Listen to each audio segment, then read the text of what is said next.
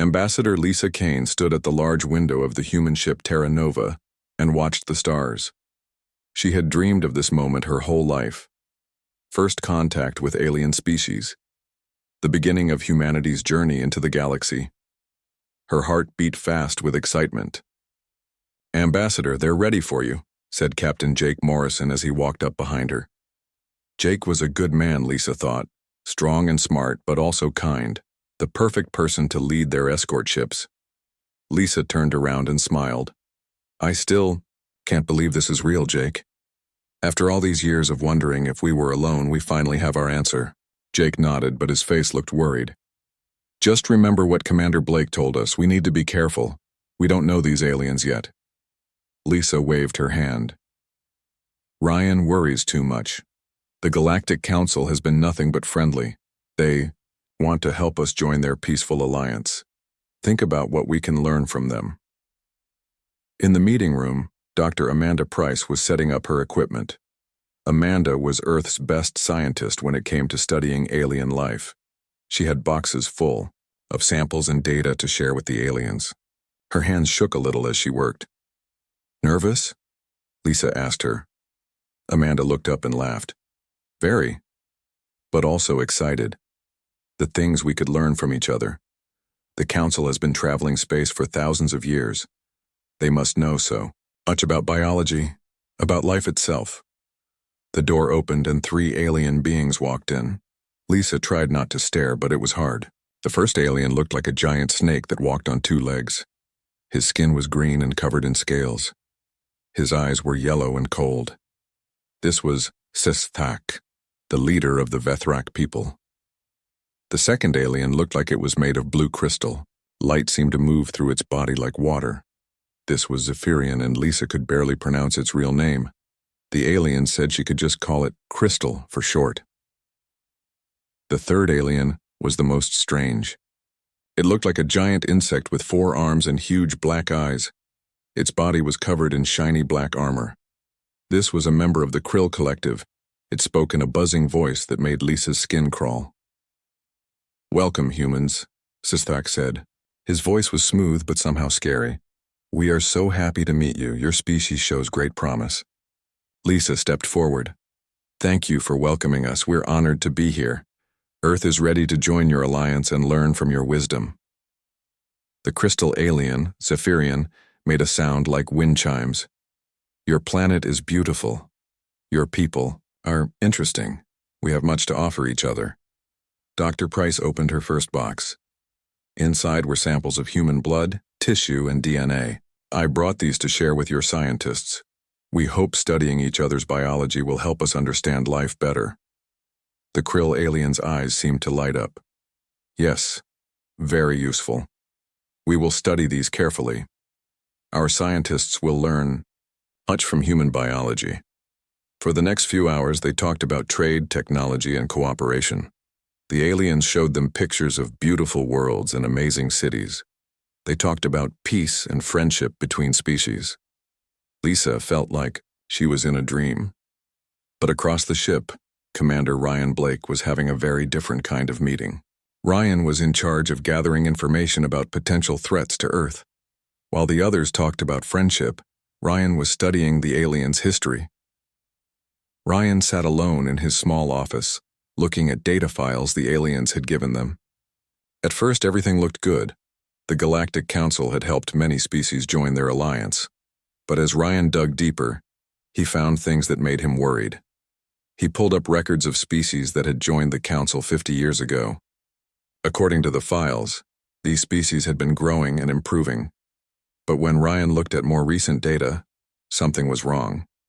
These species weren't growing anymore. Their populations were getting smaller. Their technology had stopped advancing. Ryan frowned and looked at older records. A species called the Harmonics had joined the Council 200 years ago. They had been artists and musicians, known across the galaxy for their beautiful culture. But in the recent files, there was almost no mention of them. When Ryan searched harder, he found that the Harmonics now worked in mining operations on distant worlds. Their art and music were gone. Ryan's stomach felt sick. He looked up another species, the Builders. They had been great engineers who created amazing structures. Now they were listed as construction workers for council projects. Their homeworld was now a factory. Species after species showed the same pattern. They joined the council as equals, but within a few generations they became workers, servants, and slaves. Their cultures died. Their populations shrunk. Their spirits were broken. Ryan's hands shook as he realized the truth. The Galactic Council didn't uplift species. They destroyed them. They made them into tools to be used. Ryan stood up and ran toward the meeting room. He had to warn Lisa and the others, but when he got there, he found the door locked. Through the window, he could see the meeting was still going on. Everyone was smiling and laughing. Ryan tried to open the door, but it wouldn't move. He pressed the communication button, but no sound came out. The aliens had cut off his access to the ship's systems. Through the window, Ryan watched as Dr. Price handed over more samples to the Krill alien. He watched as Lisa signed papers that she thought were friendship treaties. He watched as Captain Morrison shared the exact location of Earth with the alien representatives. Ryan pounded on the door, but the room was soundproof. No one could hear him. He could only watch as humanity walked into the trap. The meeting ended, with handshakes and promises of friendship. The aliens said they would return to their ships and begin preparing for the next phase of cooperation. Lisa looked happier than Ryan had ever seen her. As the aliens left, Ryan finally got the door open. He rushed into the room. "Lisa, we have to talk. Right now, in private." Lisa looked confused. "What's wrong, Ryan? The meetings went perfectly. They're going to help us join the galactic community." Ryan grabbed her arm. "No, Lisa. They're going to destroy us, just like they destroyed everyone else." But it was too late. Through the window, Ryan could see the alien ships moving away from the Terra Nova. And in the distance, he could see something that made his blood freeze. A massive fleet of warships was approaching Earth. The trap had been set and humanity had walked right into it. Commander Ryan Blake pulled Ambassador Lisa Kane into a corner of the meeting room. His face was white with fear and anger. Captain Jake Morrison and Dr. Amanda Price followed them, confused by Ryan's sudden panic. "Ryan, what are you talking about?" Lisa asked. "The aliens were friendly. They want to help us." Ryan pulled out his tablet and showed them the files. "Look at this. Every species that joins the council disappears within a few generations. They become slaves. Their cultures die. Their people become workers for the council." Amanda looked at the data and her face went pale. "The harmonics. I remember reading about them in school. They were famous musicians. Now they're miners?" "It gets worse," Ryan said. His hands shook as he pulled up more files. "Look at what happens to their populations. 50 years after joining, most species have half as many people as before. 100 years later, they're almost gone." Jake grabbed the tablet and scrolled through the information. "This can't be right. The council said they help species grow and learn." "They lied," Ryan said. "They don't help anyone. They use them up and throw them away." Before anyone could respond, alarms started ringing throughout the ship. Red lights flashed in the hallways. The ship's communication system crackled to life. "All human personnel report to stations immediately. We are under lockdown. Repeat, we are under lockdown." The 4 humans ran toward the bridge, but they found their way blocked by alien guards.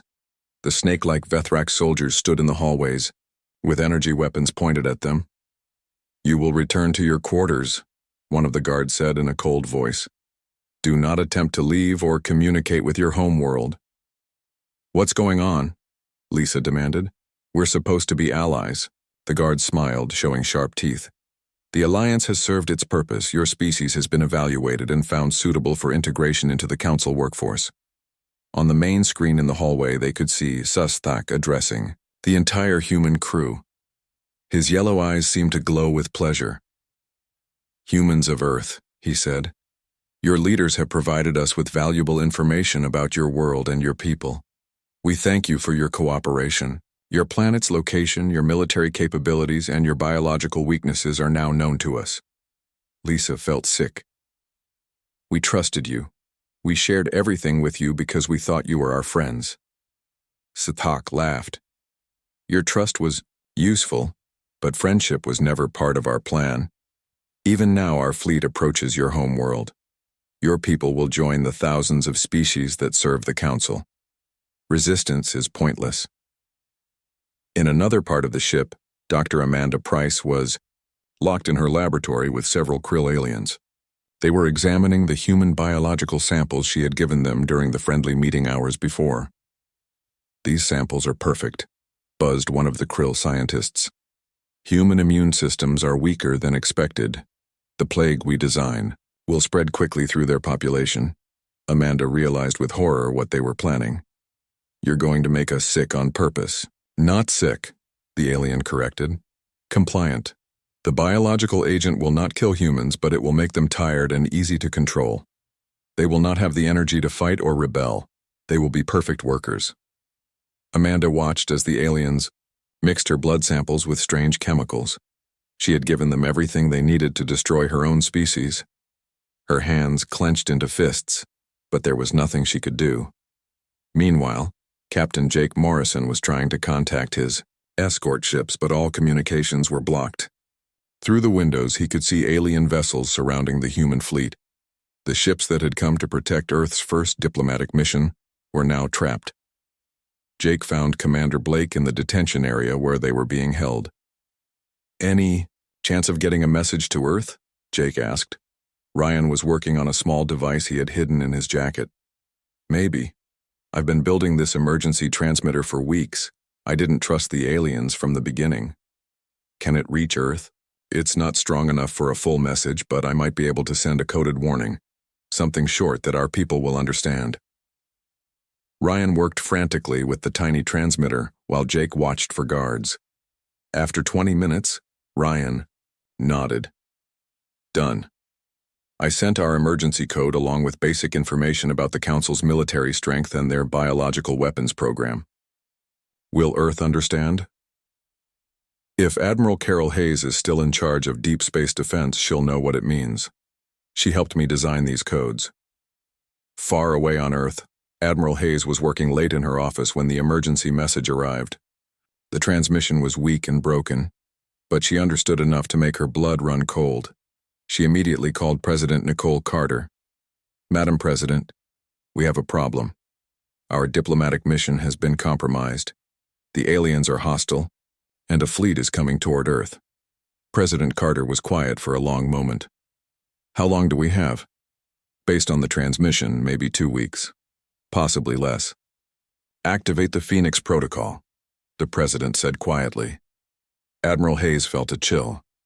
The Phoenix Protocol was Earth's most secret military program. Most people didn't even know it existed. Are you sure, Madam President? Once we activate Phoenix, there's no going back. The aliens think they're attacking a primitive world with basic space travel. They have no idea what humanity has been preparing for the last 50 years. Activate Phoenix. All of it. Back on the alien ship, the human prisoners were moved to a cargo hold with other captured beings from different species. Lisa looked around at the other prisoners.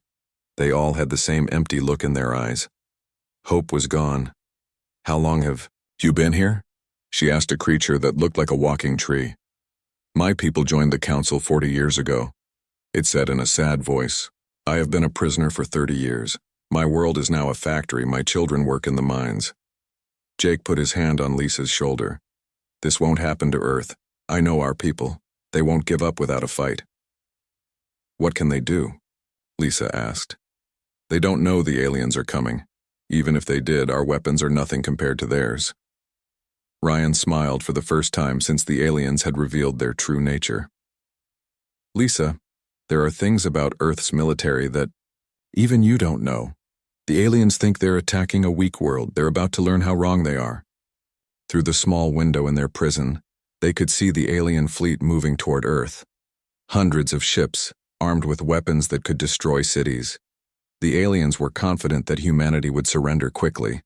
They had no idea that Earth had been preparing for this day for decades.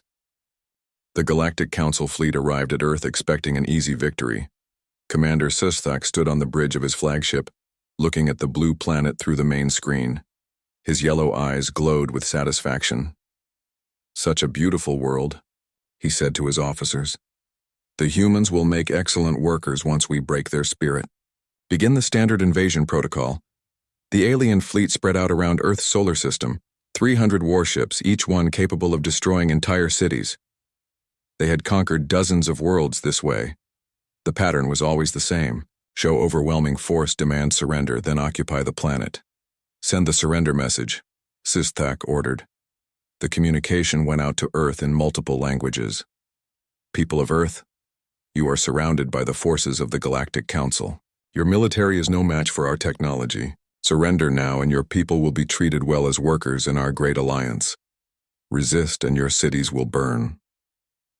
On Earth, President Nicole Carter sat in the underground command center deep beneath the Rocky Mountains. Around her, dozens of military officers worked at computers and communication stations.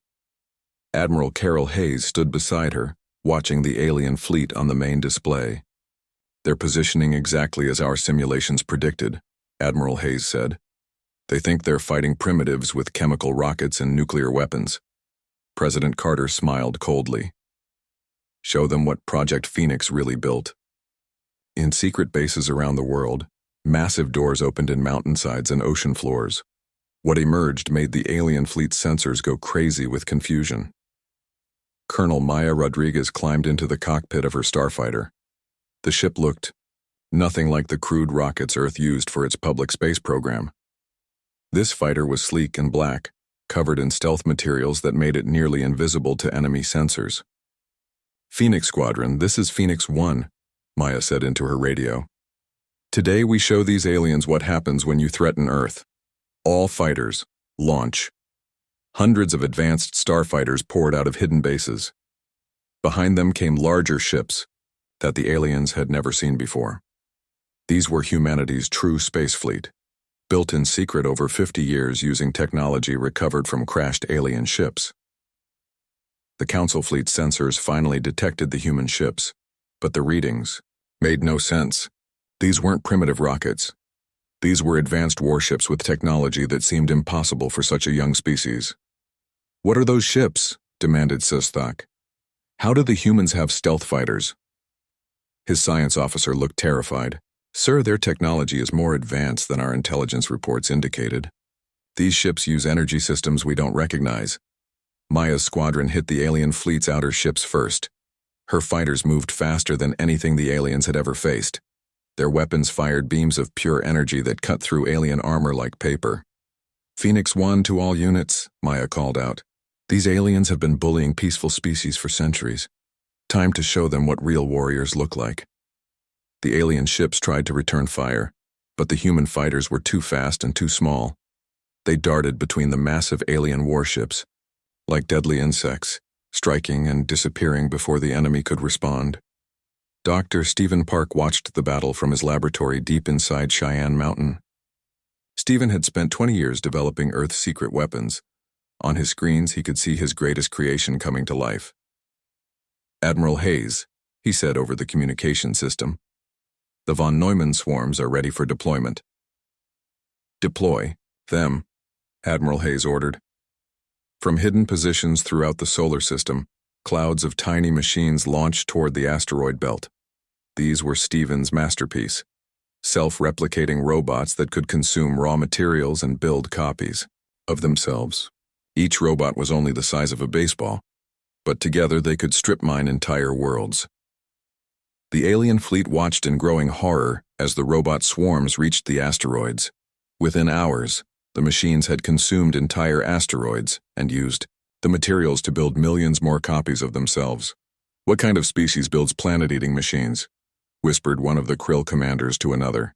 The swarms didn't stop with the asteroids. They moved to the outer planets, consuming ice and rock and metal. Each planet they touched became fuel for creating more weapons. In just one day, humanity's military power grew by thousands of times. Susthak realized his fleet was facing something completely unexpected. How is this possible? Our intelligence said they barely had space travel. His intelligence officer pulled up the files they had gathered from the human diplomats. Sir, I think we were deceived. Every human exploration mission, every scientific satellite, every peaceful space station, they were all military reconnaissance. The truth hit Sistak like a physical blow. Humanity hadn't just discovered space travel. They had been militarizing it from the beginning. Every friendly gesture, every shared piece of information, every diplomatic contact had been part of a massive intelligence operation. The humans had been studying the aliens, learning their weaknesses, and preparing for war. Maya's fighters regrouped for another attack. This time they targeted the alien command ships. Her squadron moved like a pack of wolves, coordinating their attacks with deadly precision. Phoenix 2, hit their communications array, Maya ordered. Phoenix 3 and 4, take out their weapons. Systems, let's show them what human tactics look like. The alien ships were designed to fight other large warships in traditional battles. They had no defense against small, fast fighters that attacked from multiple directions at once. Within minutes, the alien flagship was crippled and drifting. On the Terra Nova, the captured humans watched the battle through the small windows of their prison. Captain Jake Morrison couldn't hide his smile as he watched alien ships exploding in the distance. I told you our people wouldn't give up, he said to Ambassador Lisa Kane. Ryan Blake was working on his hidden transmitter again. I'm getting reports from Earth. It's not just the space fleet. They're activating everything. Underground cities, orbital weapons platforms, automated defense systems, everything we've been building for 50 years. Dr. Amanda Price watched a group of the robot swarms consume a small moon. My God, how long have we been preparing for this? Since the first UFO crash in 1947, Ryan said. Every piece of alien technology we found, every crashed ship, every abducted person who came back with stories. The government collected it all and used it to build Earth's real military. The alien fleet was falling apart. Ships that had seemed invincible hours before were now burning wrecks floating in space. The von Neumann swarms had grown to millions of units and were building massive weapon platforms from the materials of destroyed planets. Commander Sistak looked at his tactical display and felt fear for the first time in centuries. Half his fleet was gone. The other half was retreating toward the edge of the solar system. Sir, his communication officer said with a shaking voice, we're receiving a message from the human fleet. Put it on screen. Admiral Hayes appeared on the display. Her face was calm, but her eyes were hard as steel. Commander Sistak, I am Admiral Carol Hayes of the Earth Defense Force. You came here expecting to find a primitive world you could conquer and enslave. Instead, you found a species that has been preparing for your arrival for decades. Sistak tried to speak, but Admiral Hayes continued.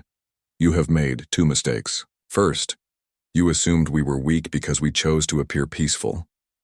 Second, you threatened our freedom. Humanity does not negotiate with slavers, and we do not surrender to bullies. Prepare to face the consequences of your actions. The communication ended, and Sistak stared at the screen in shock. The species he thought he was conquering had turned the tables completely. Earth wasn't the victim in this war. Earth was the predator, and the Galactic Council had just become the prey. Admiral Carol Hayes stood on the bridge of the Earth battleship Freedom, watching the alien fleet retreat from Earth's solar system. But she wasn't finished with them. Not even close. All ships, pursue the enemy, she ordered. We're not just defending Earth anymore. We're going to make sure this never happens again. The human fleet followed the aliens as they ran, but Admiral Hayes had a bigger plan. While the aliens focused on the ships chasing them, other human forces were already moving to attack Council, worlds throughout the galaxy. Dr. Amanda Price had escaped from the Terra Nova during the battle and was now working in a secret laboratory on the moon. She studied the biological weapons the aliens had made from human samples. Her face was grim as she worked. They wanted to make us weak and tired so we couldn't fight back, she said to her assistant. But I can turn their own weapons against them. Amanda worked day and night to create new biological agents. These weren't designed to kill, but to disrupt the aliens' abilities. For the krill, she made a virus that attacked their hive mind communication. For the Vethrak, she created bacteria that made their scales fall off. For the Zephyrians, she designed something that clouded their crystal bodies and made them unable to think clearly. Test batch is ready, Amanda announced. Time to give the Council a taste of their own medicine. Commander Ryan Blake led a team of Special Forces soldiers in black armor. Their mission was different from the main fleet. While Admiral Hayes fought the Council's military, Ryan's job was to destroy their ability to make war. Ryan's team used captured alien ships to sneak into Council territory. They looked like any other Council vessel from the outside, but inside they carried Earth's most dangerous soldiers and advanced weapons. First target is the Vethrak Command Center on Sesiskara Prime, Ryan told his team. Intel says this is where they coordinate all military operations in this sector. We take it out, and their fleet becomes blind and deaf. The human soldiers moved through space like ghosts. Their ships were invisible to alien sensors. Their weapons were silent and deadly. They had learned from 50 years of studying alien technology, and now they used that knowledge to destroy their enemies. Ryan's team landed on Sesiskara Prime in the middle of the night. The planet was covered in cities full of snake-like Vethrak. Huge buildings reached toward the sky, and flying vehicles moved between them. It should have been heavily defended, but the Vethrak had never faced an enemy that could strike deep into their territory. Remember, Ryan whispered to his soldiers as they moved through the shadows. We're not here to kill civilians. We target military and government buildings only. But anyone who tries to stop us is fair game. The human soldiers moved through the alien city like deadly shadows. They planted explosives in communication centers, destroyed weapon factories, and captured important files from government buildings. By morning, the Vethrak military command was in chaos. Meanwhile, the von Neumann swarms had grown to incredible numbers. Millions of the small robots spread throughout Council space, consuming asteroids and moons to build more weapons. Dr. Stephen Park controlled them from Earth, directing their attacks with careful precision. Target the trade routes first, he told his assistants. Cut off their supply lines, make it impossible for them to feed their armies or supply their factories. The robot swarms attacked Council shipping like a plague of metal locusts. Cargo, ships carrying food, weapons, and raw materials were destroyed or captured. Trade stations were consumed and turned into human military bases. Within weeks, the Council's economy began to collapse. The Zephyrians, who had been the Council's smartest and most advanced species, tried to negotiate a separate peace. Their crystal ambassador appeared on Earth's communication screens with a message for President Carter. Humans of Earth, the crystal being said in its musical voice. The Zephyrians do not wish to fight you. We were forced to join the Council long ago. We can help you defeat our common enemy. President Carter's response was cold and final. You had the chance to help when you met our diplomats. Instead, you helped plan our enslavement. There will be no separate peace. You chose to be part of the Council. Now you will share their fate. Captain Jake Morrison and the other prisoners had been rescued during the Earth Fleet's first victories. Now Jake commanded a squadron of captured alien ships turned into weapons against their former owners. It feels good to be hunting them instead of running, Jake said to his crew as they approached a Council military base. These aliens have been bullying peaceful species for thousands of years. Time someone taught them what fear feels like. Jake's ships attacked Council bases with brutal efficiency. They knew the aliens' tactics, their weapons, their weaknesses. Every battle was a massacre, with human forces destroying alien positions, while taking minimal losses. Ambassador Lisa Kane was working with the freed prisoners from other species. Many of them had been slaves of the Council for decades. Now they wanted revenge just as much as the humans did. My people were artists, said the tree-like being Lisa had met in prison. The Council made us into factory workers. Our children have never seen our homeworld. We want to fight with you. Lisa organized these freed species into rebellion groups. They sabotaged Council operations from within, provided intelligence about alien military movements, and helped human forces navigate Council territory. Dr. Amanda Price's biological weapons were deployed across Council worlds. The effects were devastating. Krill hives collapsed as their communication networks failed. Vethrak soldiers couldn't fight effectively when their scales fell off, and they couldn't regulate their body temperature. Zephyrian commanders made terrible mistakes as their crystal minds became clouded and confused. The beauty of biological warfare, Amanda explained to Admiral Hayes during a strategic meeting, is that it spreads on its own. Every infected alien becomes a carrier who infects others. Their own bodies become weapons against them. The Council's military began falling apart. Ships crashed when their crews became sick. Bases went dark when their commanders couldn't think clearly.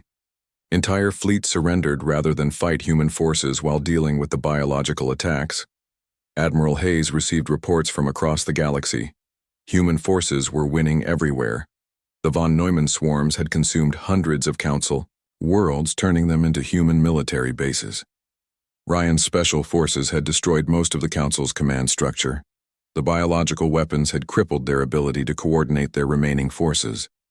The Council is finished as a military power, Admiral Hayes reported to President Carter. Their fleets are scattered. Their command structure is destroyed. Their economy has collapsed. They can't fight us anymore. But President Carter wasn't satisfied with just military victory. What about all the species they enslaved?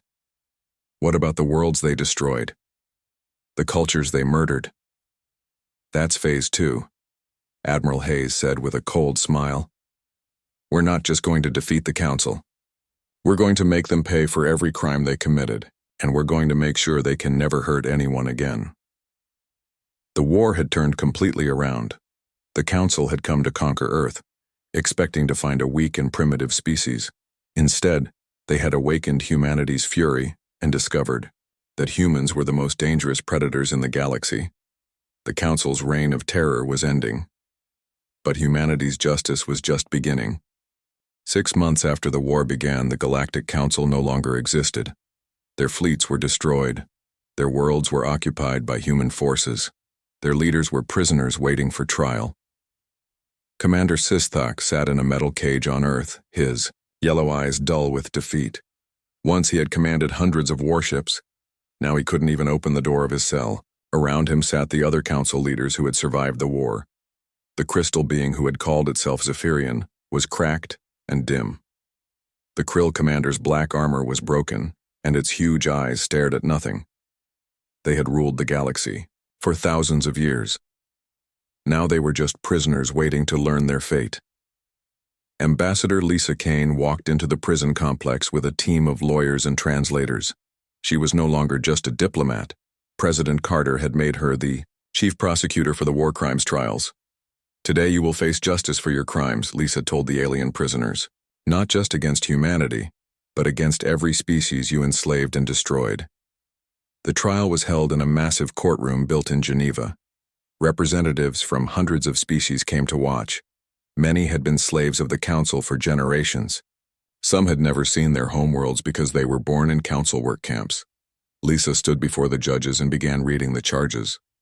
The defendants are accused of genocide, slavery, biological warfare, cultural destruction, and crimes against sapient life. The evidence will show that over 3,000 years, the Galactic Council deliberately destroyed the civilizations of over 200 species. The tree-like being that Lisa had met in prison was one of the witnesses. Its name was Groot, and it had been a slave for 30 years. My people were artists, Groot said in its slow, sad voice. We created beautiful sculptures and gardens that could be seen from space.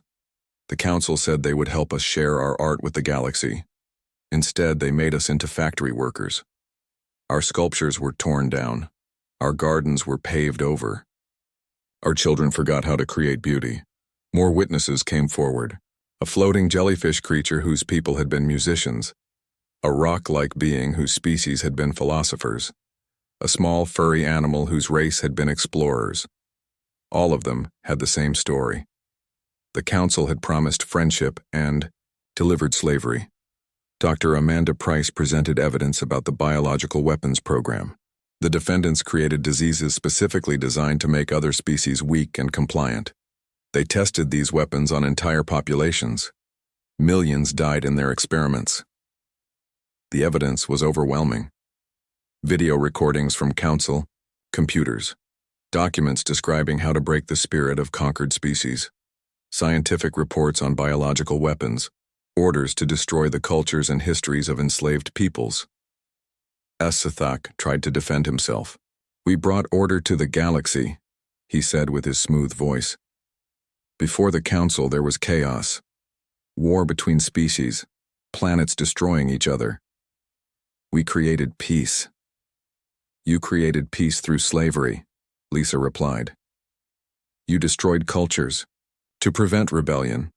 You murdered entire civilizations and called it order. That is not peace, that is tyranny." The judges were humans and representatives from the freed species. They listened to weeks of testimony.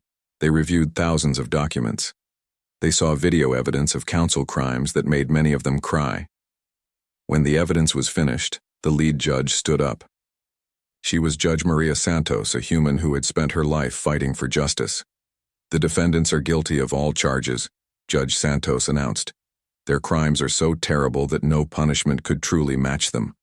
However, this court sentences them to life in prison. They will spend the rest of their lives thinking about the pain they caused." But the trials were only the beginning. President Carter had bigger plans for rebuilding the galaxy. In a speech broadcast to every world that had once been part of the Council, President Carter announced the formation of the Terran Federation. "The age of the Council is over," she said. "No single group will ever again rule the galaxy through fear and deception. The Terran Federation offers a new way. True cooperation between equals, real friendship between species, and the freedom for every world to choose its own path." The response was immediate. Hundreds of species asked to join the Federation. But unlike the Council, the Federation had strict rules. No species could be forced to join. No culture could be destroyed. No world could be enslaved. General Kevin Stone was put in charge of dismantling the Council's military bases and weapons. It was a huge job that took years to complete.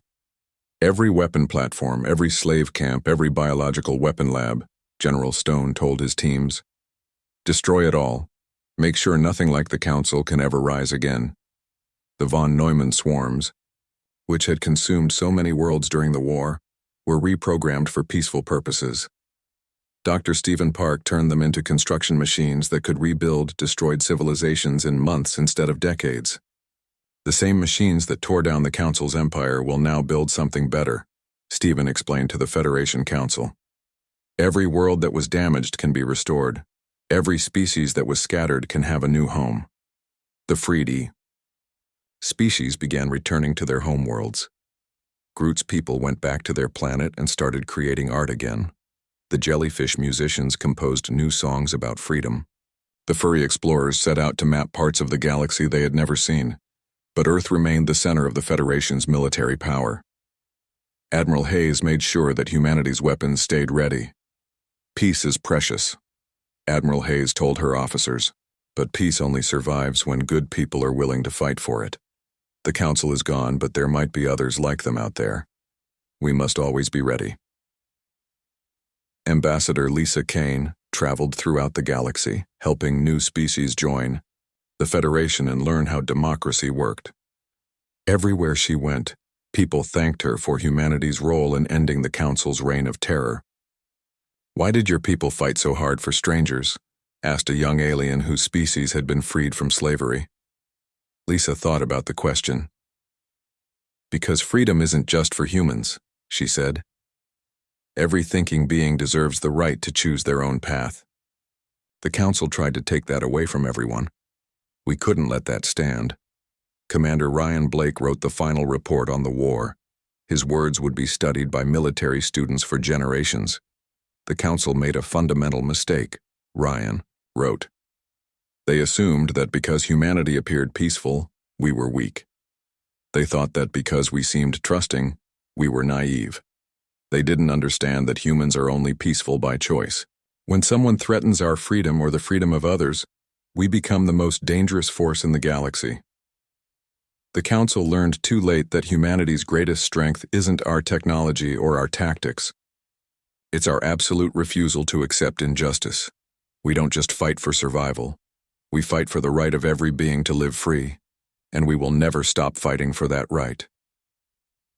10 years after the war, children throughout the galaxy learned about the time when the evil council ruled through fear and how the humans from Earth rose up to defeat them.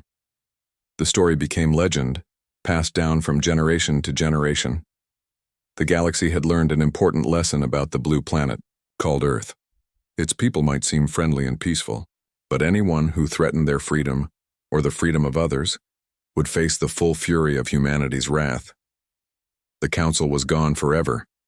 In its place stood the Federation, built on the principles of freedom, justice, and cooperation. And, watching over it all was Earth, ready to defend those principles against any enemy who dared to challenge them. The age of tyranny was over. The age of freedom had begun.